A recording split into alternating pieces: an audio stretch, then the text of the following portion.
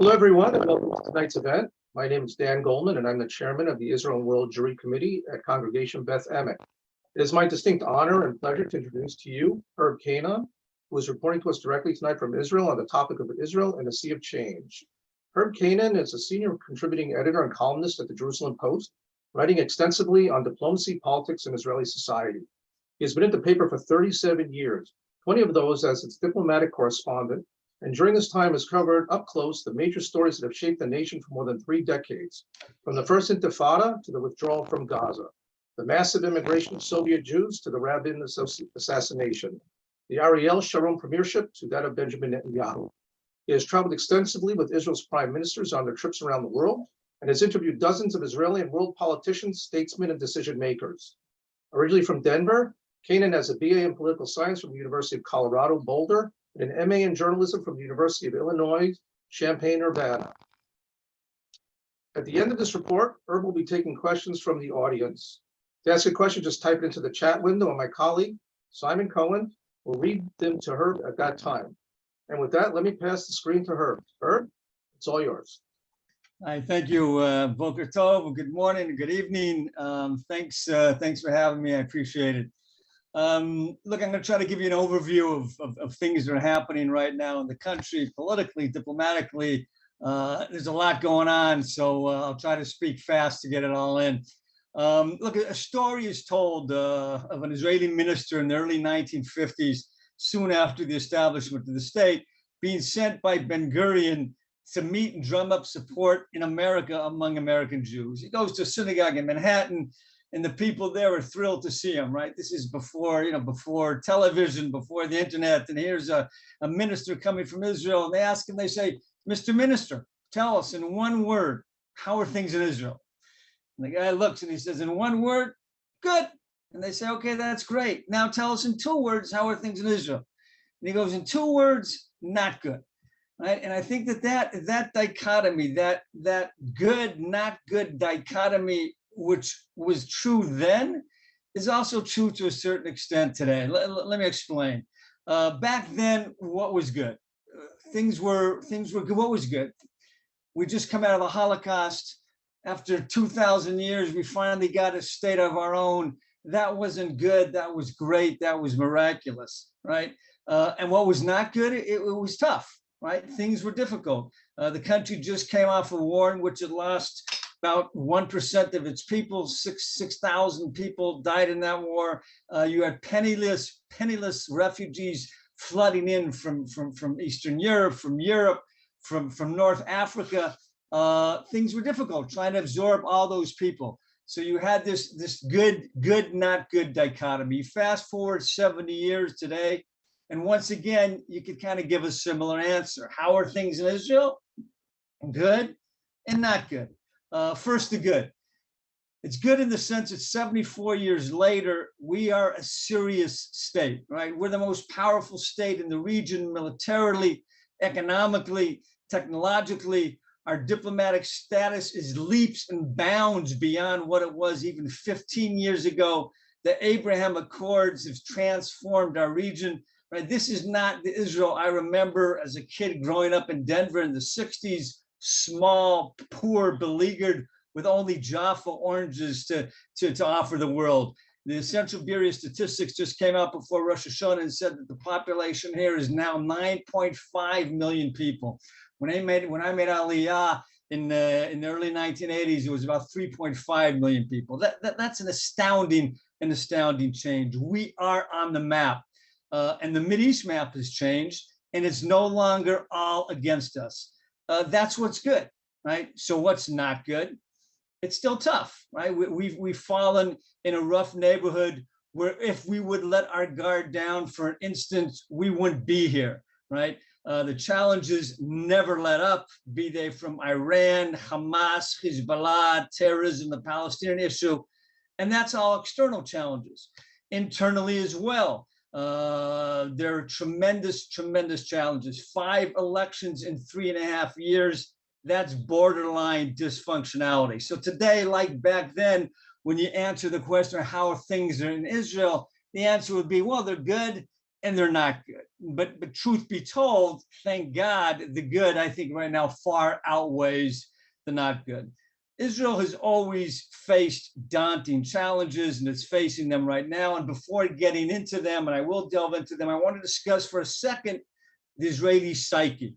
What makes Israelis tick? Because to understand how Israel acts and so much of what it does, it's necessary to understand the Israeli psyche, what's in people's minds, what they worry about, they think about when they wake up in the morning. And in my mind, this is something about Israel that doesn't get out across abroad enough as it needs to be.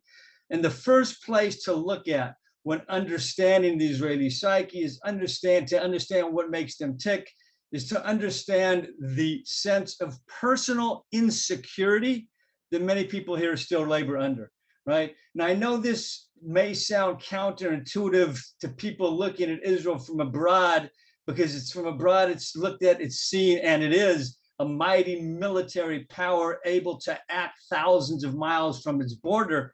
And while that's true, right, it doesn't mitigate the feeling of insecurity that people often feel in their daily lives. A good, true understanding of Israel begins and ends with an understanding of what it's like to feel insecure, to feel that a rocket could come crashing down into your apartment. If you're living within a certain radius of Gaza, that's happened quite a bit in the past there, or that you or one of your loved ones could randomly get stabbed or axed on the streets of the cities, or in one of the attacks that have recently been foiled. 2 days ago, there was a horrendous attack in Cholon in which an 85-year-old woman was bludgeoned to death. This morning, I turned on the radio and there was an attempted ramming through the checkpoint at Ben Gurion Airport. Right, all that stuff is very much on people's minds. We're currently right now in the midst of a mini wave of terror, similar to a mini wave of terror we faced in March and April, when 19 people were killed. Now, you might have not heard about this current mini wave of terror because, thank God, most of it hasn't succeeded. But every day now for the last month, there's been shooting attacks, stabbing attacks, or efforts to infiltrate into Israel, right? And again, this is very much on people's mind. You don't hear about them over there that much, but here every day, every morning that you open up the radio, that you turn on the radio, you hear this. And what it does is it shakes your sense of security. And that's something that's very important in understanding Israel and in how Israel acts.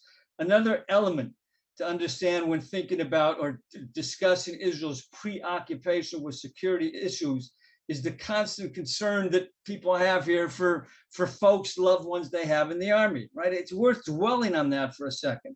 I have 4 kids. I have 3 boys and a daughter. My 3 sons were all in combat units. My son-in-law is in combat unit in very often in reserves.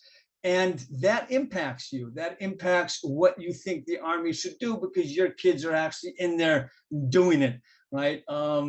I know that when my oldest son was in Gaza a number of years ago, in one of the mini wars in Gaza, that was the most difficult period my wife and I have ever experienced as parents, right? Your son is in Gaza, the worst ideas are going through your mind. And believe me, that type of experience shapes what you think the country should be doing and the risks the country should be taking, because those risks are being borne by your children, literally.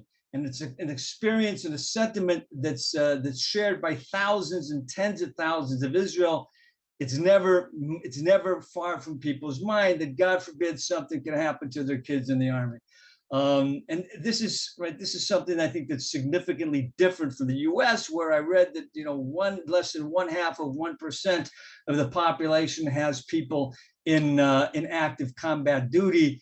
In here it's the percentage is exponentially much greater than that, and that has an effect on your psyche and what you're thinking about. And then there's the terrorism, right? A scourge that this country has been dealing with even before independence in 1948, and that takes its toll. When a terror attack happens like it did in Cholon 2 days ago, or what we're reading about and hearing about every other day, it's not as if that happens and then it's over, right? That happens and it leaves scars in the people's psyche. In April and May, as I said, Israel faced a mini wave of terror. Some 19 people were killed in Beersheba, in Tel Aviv, in Hadera, in Elad, in gruesome, gruesome attacks.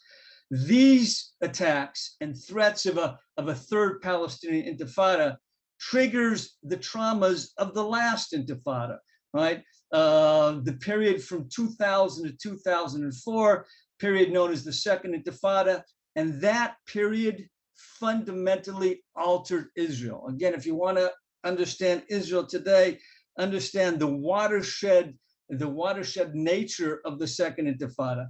I've lived in Israel now for more than 40 years. I lived through the first Lebanon War and the second Lebanon War, the first Gulf War and the second Gulf War, the first Intifada, the second Intifada. And believe me, that period from 2000 to 2005 was the most trying period that I've ever experienced in this country. And it was trying because it changed the whole sense of security that people had. Their sense of personal security was flipped on its head, right? It used to be that, you know, the borders were not that safe, but inside the city, you were fairly safe. Second Intifada came and that flipped it on its head. Like I'll give you my own personal example. I came to Israel right after college. I spent a truncated period in the regular IDF, regular army, and then for 15 years I did reserve duty. I was a combat medic. I was attached to a unit in the north, and every year for a month I'd go up to the north and patrol the borders. And the way it works in Israel is before you get called up, they send a notice to your house so you can get everything in order. And I'd get this, this notice, and I'd get nervous, right? I'm going up to the Lebanese border. Things happen on borders.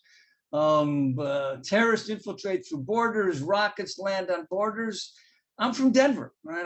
I don't come from a great military background. My father, Abba Sholem, God bless him, he used to say he was in the Korean War. He was in the Air Force. But he was a clerk typist stationed not far from you. I think it was at a certain point he was in Parks Air Force Base in Dublin, and he used to joke that when the enemy came, he backspaced. That was my military upbringing. Last time I was in the Army was in March of 2002. March of 2002 was the absolute worst month of terrorism Israel ever faced. 135 people were killed in 1 month. This was the month of the Netanya Passover massacre. And I remember I was on the Golan Heights. I was in a little outpost just outside the border, actually inside Syria. And I remember thinking to myself, this is a nutty situation, right? I feel secure, personally secure. I'm hunkered down in a bunker, right? I've got tanks surrounding me. I've got a flak jacket, a helmet, a rifle. I feel secure. I'm worried about my 12-year-old daughter at the time who used to have to take a bus from where we live outside of Jerusalem to go to school in Jerusalem. And that's how the equation of personal security was completely flipped on its head. And that period changed Israel fundamentally. One of the reasons that it changed it is because the terror hit everybody. Everybody felt it, right? Nobody was immune to it. Again, a personal example, I live in a very average apartment building. There's 12 units in my building. Guy I bought my apartment from was killed in a terrorist accident, an incident, a drive-by shooting. We had a cleaning woman, a Russian immigrant, who was killed in a suicide bombing on a bus in Jerusalem. Next door neighbor's nephew was hurt badly in an attack in Petach Tikva. Upstairs neighbor's nephew was a soldier killed in Hebron. A co-worker of mine at the Jerusalem Post was hurt very badly trying to get to work at the Post in a bus attack. The terrorism was everywhere. It crept into everything, and it altered the way people think about reality. And you have to understand that to understand Israel today. Today, the situation is much better, light years beyond what it was there. But you still have these many ways of terror, these incidents that you hear about on the radio and see on television, and they re-triggered those traumas. And again, they've changed the country. Now, why am I saying that? I'm saying this because to understand what we do, you have to understand that part of our psychology. There's many things that Israel does that are difficult, that look bad, that are difficult to do, right? But there's a context to them. There's a reason to them. And to understand that context, I think is important. And that context is one of security. You can't understand why Israel has checkpoints without understanding this context, right? The checkpoints are difficult. I wouldn't want to be a Palestinian standing in the summer heat or the winter cold to go to work in Israel and have some 18-year-old kid go through my stuff. It's tough, it's bad, it's unpleasant, but it's not there because we're trying to make their lives miserable, right? The security fence, what people oftentimes call the wall, right? The apartheid wall. Why is it there, right? There was no security fence before 2002. 1967 up until 2002, there was no barrier there. The barrier was set up in 2002 at the height of the Intifada because the people would just say they clamored for the government to do something to protect them. Prime Minister at the time, Ariel Sharon, didn't want to set up a security barrier because he thought, rightfully, I think, that wherever you set the barrier now, that will become the final border, and he wasn't ready to set it. But the people said, you have to protect it. So there's a context of things to do. The daily actions that the army takes inside the Palestinian cities, right? There's a context to them, right? There's a security context to them, which explains what we do. So again, to understand Israel, understanding that component of our psychology, I think is critical. It actually also explains the way the country votes. Israel has not had a left-wing prime minister since Ehud Barak in 1999, right? 23 years ago. That's a long time. That's a long time. The current prime minister, Yair Lapid, he characterizes his party as a centrist party, not necessarily the left-wing one. In the current Knesset, there's 72 seats out of the 120, which are controlled by right-wing parties, 60%, and only 13 from the left, from Meretz and Labor. In the polls for the upcoming elections in November, the right-wing parties maintain their strength. The left drops to 9 or 10, and the rest go to the middle. Now, for people who come here from abroad, acquainted with how Jews vote in the US, this seems like an anomaly, right? While the American Jewish community overwhelmingly votes Democrats and seems to be moving left, Israeli Jews have turned right with their votes, right? But why? It's the same people, the same religious values, the same historical memory, but fundamentally different realities.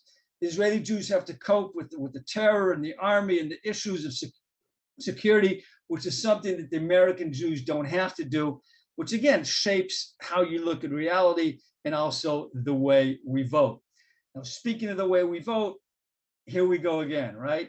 One might add, we're in November 1st, we're going to have our 5th election in 3.5 years. One might ask, if what I said is true, that the right is so dominant, then why do we have this political instability that we've had for the last, since 2018, the end of 2018, essentially? Like I said, this is the 5th time in 3.5 years that we're going to the election, 11th time in the last 26 years. Since 1996, we've gone to the polls every about 2.5 years, 2 years and 4 months, actually. By comparison, Italy looks stable, right? But if it's true what I said, that Israel has moved to the right politically, then why the instability? Why the instability? Because the new political fault line in this country is no longer the classical right versus left, settlements, anti-settlements, Palestinian issue. That's not the fault line. The fault line has changed. The fault line now is one man, right? And his name is Bibi Netanyahu, Benjamin Netanyahu. Do you love him or do you hate him? Do you think he's a saint or a scoundrel? That is what has divided the country. That's what this election is about, just as the last 4 elections have been about. Half the country feels he's a saint. The other half feels he's a scoundrel. But what's complicated things, right, is that among the half of the country that thinks he's a scoundrel, right, and that are not willing to sit with him, are a number of MKs, Knesset members on the right wing. Gideon Sa'ar, Zev Elkin, and Avigdor Lieberman and his party, who will not serve under Netanyahu. This explains how the right remains dominant in the country politically, but Netanyahu still can't form a government. And in my estimation, he'll have a tough time forming a government after these elections as well, but I'll get back to that in just a second. Before looking forward to what will be after the upcoming elections in another 6 weeks, I just want to look back for a second at the outgoing government, right? Naftali Bennett and now Yair Lapid's government was unique. We've had national unity governments in the past, but nothing like this, right? Nothing like this. This was a unique beast. You had the right and the left. You had pro-settlement and anti-settlement. You had religious and secular. You even had an Islamist party there, an Arab party there, right? It was a hopeful government when it started out. And they had this mantra that they agree on 70% of the thing. They agree on 70% of the issues, and they disagree on only 30% ideological issues. But they said, for the good of the country, to get us out of this political logjam, to keep Netanyahu out of power in their minds, right? They would be willing to put that 30% of the stuff they disagree into the closet and focus on the 70%, the bread and butter issues that really affect people's lives. It was a great idea, right? Even a noble idea. And it lasted for a year, right? Then the ideological issues could no longer be buried and the government fell. But it left two things, and I think two things that are fairly important going forward for Israel politically. One was the idea that ideological rivals in this country can cooperate. I mean, you see it every day in the army where you have people from the right and the left working together in the army. You see it at the workplaces, around the water cooler. If you see it there, this government said you can see it around the government table. That was an important message, even if it was short-lived. The second thing that was left, and this is the most important, was that the Arab parties or Israeli Arab parties can and even should be in the governing coalition. The inclusion of the Arab party, of Mansour Abbas's Ram party, was huge. It was precedent-setting. A Rubicon was crossed, both for Jews and Arabs, right? Jews who were worried about letting an Arab party decide on the security issues for the state, and Arabs who didn't want to cooperate with the Zionists. That Rubicon had been crossed. And from now on, it will be much easier for Arab parties who are not overly strident in their anti-Israel, anti-Zionist rhetoric to be part of the coalition in order for them to get more of the government pie for their own constituents, right? Now let's look at what's going to be, what will be after the elections. Unfortunately, a mere month and a half before we go back to the polls, there's still no light at the end of the tunnel. The polls are showing consistently that the logjam that we've had up until now will persist. And think about it, right? You've got the same candidates vying for the votes from the same people over the same issues, right? Nothing really has changed. So why do we think that if we keep going to the elections, somehow magically the results are going to be different? The polls are showing consistently that neither bloc will be able to put forward a strong coalition. Netanyahu's bloc, according to the polls, will do better this time than last time. Last time, I think, he got 52 or 53 seats. This time, he's holding at 59 or 60, even in some polls, 61, which is needed to form a coalition. But let's say he gets 61 seats out of the 120 in the Knesset, which is what the outgoing government had. What happened to the outgoing government shows that that is an untenable political situation, right? Why? Because every Knesset member then becomes a king because he can bring down with his vote the government. You can't run this country on a narrow coalition of 61 Knesset members. We just saw that now. There are two conceivable ways to break the stalemate. The first would be for Bibi to quit or for the Likud to depose him, right? If that were to happen, by the way, a center-right government could be formed yesterday if Bibi would just leave. As far as Bibi quitting, forget it. It's not going to happen. It's not in his makeup. He's not going to do it. And as far as for the Likud deposing Netanyahu, I think that now we're going to see something interesting. If he is unable to form a coalition this time after the 5th elections, I think that finally you're going to see a wellspring of MKs inside the Likud saying, hey, look, Bibi, we love you, but we gave you 5 chances. You're unable to do it. We have to do something different. Many people are saying that for Bibi, this is actually his last chance. And the second way out of this logjam, right, if Bibi doesn't quit or is not deposed, would be for some of those on the right who just refuse to sit with him to say after this election, if Netanyahu can put together a coalition of 61 seats, it's not good for the country to continue the way it is. We will sit with them, right? People like Gideon Sa'ar, Zev Elkin to say, okay, it's not my dream, but this can't go on. I'm willing to sit with Netanyahu. Personally, I don't see that as happening either. So I think that the situation we're facing right now is that we could really seriously be looking down the barrel of even a sixth election, and that's bad, right? That's bad for the country. This instability is bad.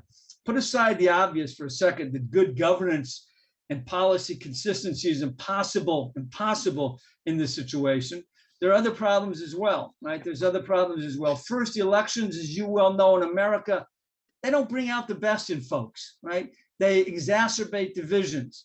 If you hear long enough that the right are fascists, that the left are appeasers, that the ultra-Orthodox are parasites, and that the Arabs are all terrorists, right? Things that you do hear in the heated campaign rhetoric, then that has an effect on the solidarity of the country if you hear it over and over and over for 3.5 years. Secondly, instability may be used by our enemies. The head of the Shabak, the Shin Bet, Ronen Bar, said as much the other day, right? He said that Israel's enemies are watching closely the developments inside the country, the unending elections, the divisions that these elections highlight, the extreme rhetoric that becomes the norm during the campaign, the solidarity that erodes with each successive election, and are concluding that Israel is weak and divided and falling apart, so that the time to act might be now.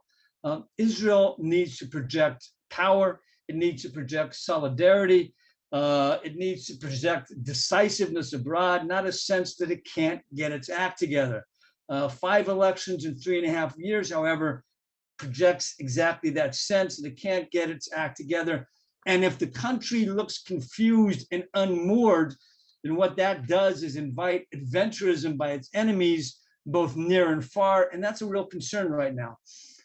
The actor, of course, that we're most concerned about being adventurous is Iran, right? Iran's a major concern for Israel, not only because of its pursuit of nuclear weapons, but also because of the proxies it has in the neighborhood that it can deploy against us, Hamas and Islamic Jihad in Gaza, and Hezbollah in Lebanon. The concern is that Iran might interpret Israel's domestic instability as a lack of resolve and want to take advantage of it. There's also currently a great deal of tension with Hezbollah in Lebanon about a gas field that Israel is going to start pumping from in the next couple of weeks. They might take advantage of this tension over that issue to act against Israel at Iran's insistence, right? I think Lebanon doesn't want to get into any kind of confrontation with Israel, but Iran might have an interest to do so, especially now, right? As the talks on the nuclear agreement are progressing, and as there's great discontent right now, as you're seeing on the streets of Iran. To divert attention, it might not be a bad idea for them to get Hezbollah to do something against Israel. The point is that Israel's problems with Iran are not only of a nuclear nature. Iran wants to sow mayhem in the region, and through its proxies, including the Houthis in Yemen, it can do it. And Israel's concern is that if this agreement is signed, the sanctioned relief will give them all kinds of money that they can pour on these proxies, which is just going to make our life here much more difficult. And then there's the nuclear issue, right? If there will be a deal, and Jerusalem, the sense in Jerusalem is that President Biden really wants a deal. The feeling is that here it won't happen before the midterms in November. But Israel is bracing for a deal.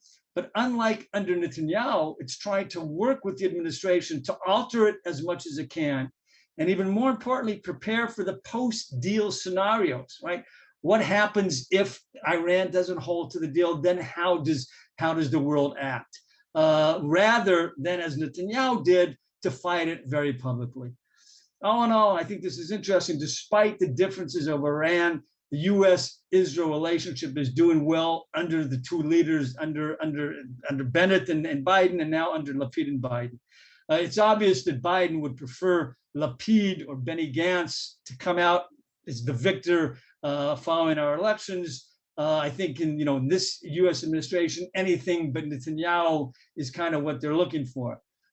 This, I think, explains to a certain degree why there's been very little pressure from the US on Israel to do anything major or dramatic regarding the Palestinians. They don't want to do anything that would negatively affect Lapid in the elections. And we're seeing something right now. I just read a report yesterday. Lapid is going to be speaking at the UN tonight, and in his speech, he's expected to pledge allegiance to a two-state solution, which is interesting considering the timing. Right, he's in the middle of an elections. It's not necessarily a popular idea right now inside Israel. Why is he doing it? I think one reason he is doing it is for domestic political needs, right? He needs to separate his party from Benny Gantz's party, right? They're both parties, center left, center right parties. He needs to distinguish himself from his party. One way for him to do that is to come out publicly in favor of a two-state solution, even though right now, with the situation as it is, with the leadership vacuum in Ramallah, with the internal fighting going on inside between Palestinian factions in the West Bank, nothing is going to move, but he wants to distinguish himself from Benny Gantz's party. So I think that's one reason that he's doing it. So like I said, the US hasn't pressed Lapid on the Palestinians because I think they want to help them in the elections, not necessarily hurt them. But I think there's also more to it than that. I think that the Biden administration also understands it. The situation as it is right now in the region, in Israel politically, among the Palestinians, nothing's going to happen, right? It's very difficult to move anything right now. The Palestinians are waiting for Abbas to disappear. The idea that somehow you're going to hit a home run on the Mideast, something that both, that Clinton and Obama wanted to do, that idea with this administration has kind of gone out the window. I think, the feeling there is just, it's useless to build up false expectations. We're not going to hit a home run. If we can improve life for the Palestinians a bit, if we can kind of, get a single, dribble out the single, that would be something that's good. I think that Biden's visit here in July was important. When he came here in July, he showed Israel a lot of love, right? Which is what Israelis hunger for. I mean, we're an insecure people, and we want the US to like us special, right? We don't want the US to like us like they like Korea or the Philippines. We want them to like us. So we don't want a little kiss on the cheek behind the bus stop. We want a public smooch in the public square. Biden was able to do that. Biden gave us that when he came here in July. And I think that was important. It served a number of, I think, important purposes. First, it makes us feel secure. And if Israelis feel secure, that's important regarding how they deal with the region. Secondly, I think it sent a kind of an important message to the Democratic Party, where there are elements, as you know much better than I do, inside the party who are questioning Israel's relation or America's relationship with Israel. And third, it sends an important message in the region that the US does have Israel's back, the alliance is still strong, and the countries in the region who want to get closer to the US as a result of seeing the strength of the Israeli-US relationship might want to get closer to us as well. But I'm digressing a minute from Iran, so allow me just for a couple seconds to get back to Iran. When talking about Iran and the nuclear program, I think it's important to realize that Iran has been trying to get a bomb now since the mid-1980s for nearly 40 years. That's a long time, right? That's a long time. If they've not gotten it, not because they're no less smart or efficient than we are, or the Indians or the Pakistanis, they haven't gotten it because things have happened on the ground for the last 40 years, keeping them from getting where they want to be, right? I've been covering this stuff since 2000. And every 2 years, I remember we would ask the government officials, when are they going to get it? And every year they would say, in another 2 years. Right? In 2000, they said 2002, 2002, 2004, 4, 6, and on and on and on and on, up until today, right? Up until today. At a certain point, you ask yourself, what's happening, right? Are these officials lying, or are the Iranians trying to get it, have tried to get it, but simply were unable to do so? Not because they weren't capable, but because they just simply could not do it. What Israel and the West has been able to do rather effectively for the last 40 years is kick the can down the road, right? Buying time for either changes inside Iran or a decision by the current regime that it just isn't worth it. And this kick the can down the road game continues today. Israel, the US, and Europe, we all realize that Iran with nuclear capabilities would be a disaster. Look at what Putin said yesterday about what would happen regarding the Ukraine, and hinting that he might need use nuclear capabilities, right? The disagreement between us and the US and Europe isn't when you take, it isn't that Iran should not have nukes, it's when you need to take action to stop it, right? When the red line is. Israel's position up until now, and it's changing, or it has changed, has been that you stop them, you prevent them by depriving them of their abilities to get all the ingredients together, right? You keep them from getting the physical materials, you keep them from getting the ingredients. America's position is you don't really have to take action until they actually have the bomb. And this is a significant difference that I think can be explained best with a cake metaphor, right? A guy wants to bake a cake. Guy wants to bake a cake, and you want to keep him from baking the cake. The question is, how do you do that? Do you prevent him from getting all the ingredients together on the table, the apple, the water, the flour, the sugar? That's how you stop him, right? That's been Israel's position. Keep them from getting all the enriched uranium, everything on the table, so that if they make the decision, they can mix it up and put it together. That was our position in the past. Now, the Americans' position has been different, right? How do the Americans want to stop Iranian? Going back to the cake thing, right? Do you stop the guy from baking the cake by keeping him from getting ingredients, or do you stop him by just stopping him when he sticks his head in the oven to take out the cake? That's been America's position, right? You can wait until the very end. Now, Israel's position on this has evolved, right? Because they have the ingredients now. The Iranians have the ingredients. Remember back in a decade ago, in 2012, Netanyahu went to the UN and he had that little cartoon of the bomb, right? And he crossed the red line. The Iranians have crossed our red line. They have the material. Now Israel's position is, okay, we don't stop them from getting the material, but we have to keep them from mixing all the material together and putting it together, right? Because there's a long process between having the capabilities and actually being able to put it all together and make a bomb, right? You have to develop a warhead. You have to get the nuclear device on a warhead. You have to have a ballistic missile that can carry the warhead. That's still a long process. That's now Israel's position.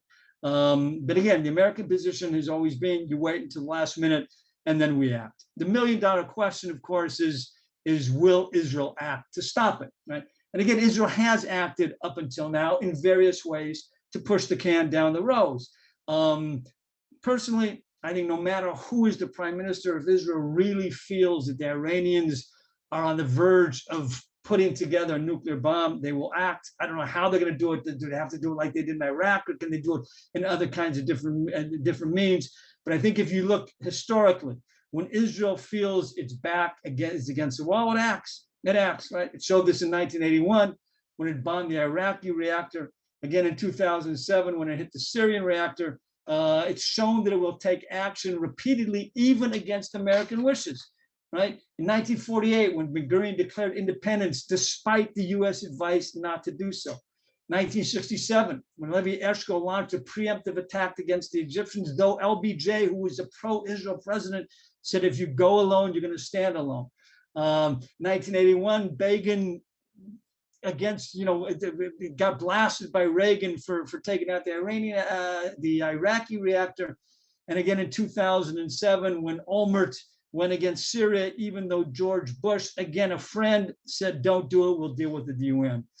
But Israel hasn't acted in a dramatic fashion, in a major, massive attack-like fashion up until now. It tends to show me that Israel doesn't feel, as Meir Dagan, a former Mossad head, once said, that the knife is against its neck. If the knife is against its neck, I think they will act. We're not there yet. We're a long way from there, thank God. And again, things can happen in the interim. Look what's happening these days in Iran, how this develops, the protests on the street, how much support they get from the West. That could have a great deal of influence. Iran was obviously a huge impetus behind the Abraham Accords. And the Abraham Accords have fundamentally changed the Middle East, right? The Abraham Accords are peace treaties with the UAE, the Emirates, Bahrain, and Morocco has been huge. Look at what happened this week. The UAE's foreign minister, MBZ, the leader of UAE's brother, was in Israel for 5 days. For 5 days. Foreign ministers generally don't visit for 5 days. The UAE has soldiers training with the IDF. Israel has a military attaché, not only an ambassador, both in Bahrain and in Morocco, right? And Morocco signed a defense security agreement with the Jewish state. And those are things that were just unthinkable a couple of years ago. And the peace here is a different peace than we have with the Jordanians and the Egyptians. The Jordanians, the Egyptians, it's a cold peace, right? It's at the top, it hasn't trickled down. With the Emiratis wanted to trickle down. The fact that the foreign minister was here for 5 days and now in a highly publicized visit, publicized in the UAE itself, is a signal to his people that it's good to deal with Israel. We want to deal with Israel. Right? It's interesting. I mean, since the accords were signed, about 500,000 Israelis, 500,000 Israelis, 500,000 people have gone to Dubai and Abu Dhabi. On the contrast, only about 3,000 Emiratis have come here. So it hasn't filtered down among the Emiratis as much as we'd like to, but the leadership there wants it to and is working for that to happen. Look, we've had intelligence and security ties with the UAE and with the Gulf states going back many years.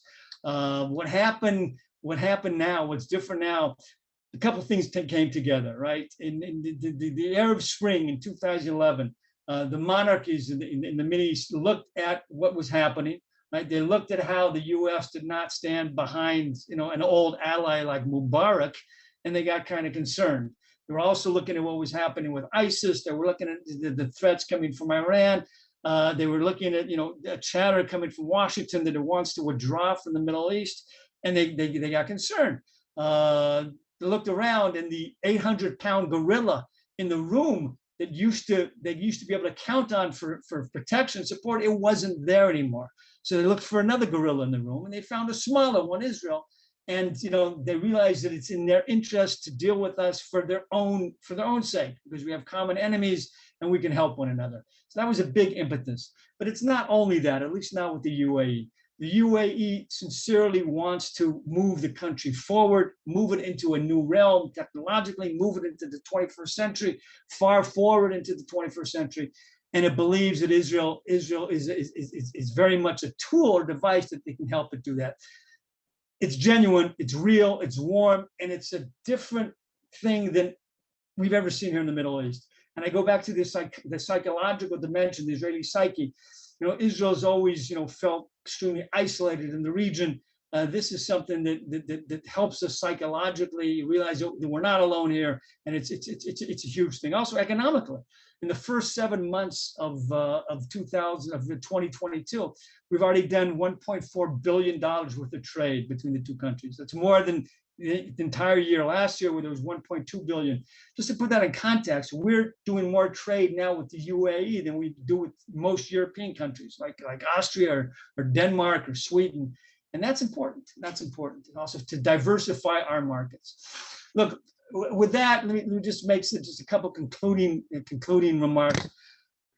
What the Abraham Accord shows you is that all is not bleak, all is not bad. There is good news, and it's important for us to realize that. Sometimes we get lost. We look at our head is in the day-to-day news, and it oftentimes looks so bleak that we miss the bigger picture. The bigger picture is that there are changes happening here on the ground that are very important. And finally, let me just say one last thing. I'm optimistic about the future of the country. I'm optimistic for two main reasons, and these are the main reasons I actually enjoy living in the country. One is the country's uncanny ability to find short-term solutions to problems, short-term solutions, not long-term solutions, but short-term ones, right? And the country's amazing resilience. As far as the short-term solutions, I mean, you see this for years. In 1991, war in the Middle East changes fundamentally when the U.S. goes into Iraq and Iraq fires Scuds onto Israel. From that moment on, Israel's energy is focused on developing, anti-missile defense systems, which we've developed and actually work. Second Intifada hits, horrible terrorism. You can't throw up your hands and say, I can't deal with it. You find a way to deal with it, to bring it down, and it did. Best illustration of this is a story I once read. A guy wants to go to Mars, right? He wants to go to Mars. wants to build a rocket to take him to Mars. So he goes to the US and he says, build me a rocket to take me to Mars. He goes to Houston, to NASA, to MIT, to Huntsville, Alabama. Within 3 years, the Americans, within 15 years, I'm sorry, the Americans, with their great intelligence and resources, build a rocket to take the guy to Mars and bring him back home. And it's a wonderful achievement. Comes to Israel, he says, build me a rocket to take me to Mars. Goes to the Technion, the Weizmann Institute, the IDF, right? Within 3 years, Israelis have a rocket to take him to Mars. 3 years, not 15, 3. Takes him to Mars, but it doesn't bring him back home, right? Once he's on Mars, he figures out how to get home. That's the Israeli psychology. It's a good psychology in dealing with the short-term problems that we have to deal with. And the last thing has to do with resilience, right? This is an amazingly resilient country. We've seen this from the beginning. When there's a problem, the country is able to bounce back, and it continues to do so. And that's something that gives us, a certain sense that, all these problems, to a large extent, we've dealt with them in different variations in the past. We've been able to cope with them. We'll also be able to cope with the ones that are coming at us now. Let me stop there. I think right on the market, right at it's 6:15 here. I don't know what it's 8:15 there. And we'll open it up for questions. Thank you very much. Simon, we have a few questions. Go ahead.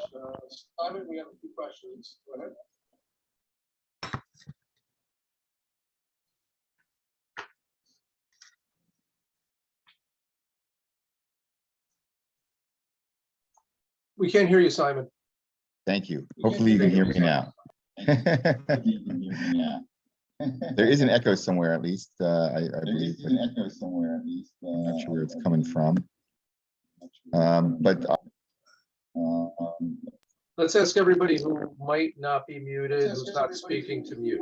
Okay, thank you. Okay, so Herb, thank you very much. We really appreciate your words. Very impressive. You described this kick the can down the road game with Iran, and I guess the question is, why does the U.S. appear to be working so hard to make a deal? Look, that's a good question. I think under Obama, when you really had this drive to come to a nuclear deal, I think it had to do with the U.S. trying to kind of realign forces in the Middle East.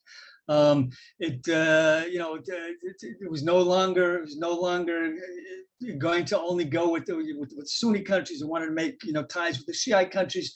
They wanted to change the whole tone in the Middle East. And the Obama administration didn't think that it was wise, considering everything going on in the region, to only align with one side. So they tried to get closer to a certain degree with the Shiites. And if you're going to do that, the way to do that is to have a deal with the Iranians.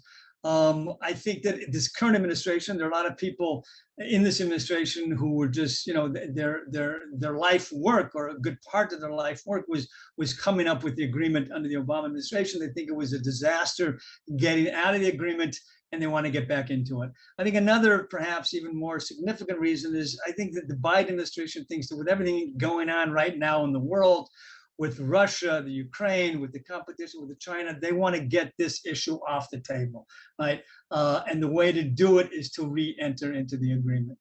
Israel obviously feels that that's an error. That if you re-enter into the agreement, you're going to be throwing money that'll be used to make this region more unstable. But I think why do they want to do it? Again, the Americans don't want the Iranians to get a bomb, but I think they think that this is also a way of kicking the can down the road a bit, and that this is something that's important for American interests, so that they can deal with other regions that are more pressing for them. Thank you. The next question is, after Abbas, what can we expect? Look, that's a huge question. That's an important question. I mentioned at the beginning of my talk that we're facing right now a mini wave of terror, right? Every day, there's shooting attacks or stabbing attacks. And I think to a certain extent, that's not necessarily about us, but it's about, internal conflict inside the Palestinian society. Everybody's jockeying for position. right? You saw 2 nights ago in Nablus, you saw Fatah, Abu Mazen's people in gunfights with Hamas people, right? People are jockeying for power. One way to jockey for power, to show that you're an organization that has credentials, or that that should be taken into consideration, is to carry out attacks against Israelis. So I think to a certain degree, what we're seeing right now is this jockeying for power among the Palestinians taking, being manifest in these kind of attacks on Israel. Nobody knows what's going to happen when Abu Mazen goes. I mean, he's kind of appointed. There is somebody whose name he's put out there as the person he wants to be a successor, but he's not necessarily too popular on the Palestinian street. A guy named Hussein al-Sheikh, right? That's a name you'll probably hear. Abu Mazen is incredibly unpopular among the Palestinian street, right? People don't like him. He's corrupt. He's been in power for too long. He doesn't have elections. He kind of picked this guy as successor. Doesn't mean it's going to be a successor. The feeling in Israel, right, among the security establishment is once he goes, right, there's going to be a bloody battle in the West Bank, much similar to what we saw in Gaza in 2007 when Hamas came over, or Hamas took over. I think that's the concern here. That's the fear here, and it's not necessarily anything that Israel can do about right now. Right, just kind of watch from the side. There are those who say, well, Israel should be trying to be strengthening the Palestinian Authority right now. It can do that, but that doesn't mean that when Abbas goes, and he's 86 years old, he's going to go soon, that all hell isn't going to break loose. I think all hell will probably break loose, which is why, to a certain extent, when you hear Lapid this afternoon talk about a two-state solution in the UN, he's talking a long time in the future, and I think that talk is more, like I said, has to deal with Israeli domestic politics than anything else, because there's no leader on the Israeli political firmament, except perhaps the far left, who really thinks that without knowing what's going to be after Abu Mazen, who is going to take control, that Israel is going to do anything really to move that idea forward. Thank you. To follow up on Iran, what are the chances of an Israeli military strike on Iranian nuclear facilities? And is that a real option? And I apologize again for the echo. And one slight follow-up to that, as a second question by someone else, is would Israel go through the UAE if they attack Iran? Would Israel go through the UAE? Look, I think there's a tendency, and it's a human tendency, right, that you always look at the next war by the last war. Like what happened in the last war is how things are going to happen in the next war. Israel took out the Iraqi reactor in 1981 by flying jets over Baghdad. Took out the Syrian reactor with jets in Syria. So the idea is if they're going to take out the Iranian reactor, it's going to be in a similar fashion. First of all, the Iranian program is much more developed. It's much more spread out. I don't think any of those options are really that feasible. There could be other ways that if you don't knock it out, you just continue to buy time. With things that we've seen in the past, computer worms, sabotage from within. The chances that Israel is going to do some kind of dramatic strike that will knock the program out, I think the chances of that happening are rather slim, but that they will continue what they've been doing for the last 40 years to push it back. I think you're going to see that continuing. I think what you're also going to see, however, and this you've already started to see, is once in 2015, when the first agreement was signed, Israel up until that time had built up, at the cost of billions and billions and billions of dollars, had built up a military capacity to act if it needed to against Iran, right? And that's something that takes budgets, it takes huge planning, it takes new armaments, right? And Israel had invested the money in that. In 2015, you have the nuclear agreement. Israel stops doing that because it says with this agreement, we're not going to have to do it right now, at least for the time being, nor we're going to be able to do it because the world wouldn't accept it. What Bennett did, and I think what Lapid is continuing to do, is we're going back to where it was before 2015. Israel is purchasing armaments to give it a certain capacity that we didn't have before. Israel wants to present, right, a feasible military option, thinking that feasible military option, number one, could, have an impact somehow on the Iranians, but it also have an impact on the world, who will do more to prevent the Iranians because they don't want to see any kind of Israeli action. As far as could Israel go through the UAE, I mean, that's, that's extremely speculative. I mean, why only maybe Saudi Arabia, right? Who knows? Nobody knows. But I'm sure all those, possible scenarios are being gamed out. I think we have time for Thank one more you. question. So there are two additional questions that are related. One has to do with the Abraham Accords and will they lead to peace between Israel and the Palestinians in any way? And the second one has to do with, what will happen eventually with Abbas passing away and civil war, and would Israel intervene in any way with Hamas so that they don't get another Gaza? Look, that's an interesting question. It's going to be tough to sell to the Israeli public, right? Going in and fighting on one side of the Palestinian conflict inside the West Bank, if God forbid that happens, right? I mean, Israeli parents are not going to look too kindly on putting their sons in harm's way in order to prop up, Abu Mazen or a rival.